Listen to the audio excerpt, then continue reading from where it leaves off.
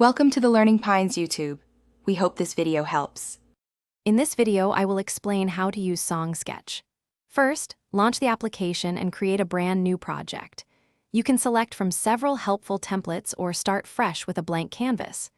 Remember to set your desired tempo, perhaps 120 beats per minute, and choose your song's key signature, like C major, right from the start. This foundational setup is crucial for a smooth creative process. Now, let's get your musical ideas into Song Sketch.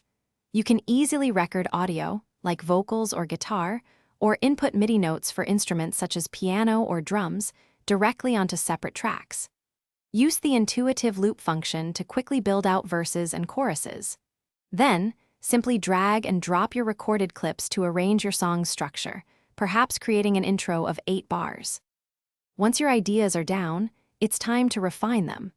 Adjust the volume and stereo pan for each track to create a balanced mix, perhaps panning a guitar slightly left.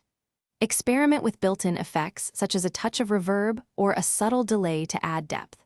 For MIDI tracks, quantize your notes to ensure everything is perfectly in time, making your performance sound polished and professional. Finally, it's time to share your creation with the world. Export your completed song sketch as a high-quality audio file, such as a WAV or MP3 at 44.1 kHz. You can also share the project file with collaborators for further development. Always remember to save your work frequently, perhaps every 5 minutes, to ensure all your hard work is preserved and safe. Thanks for watching. Consider subscribing if we helped you.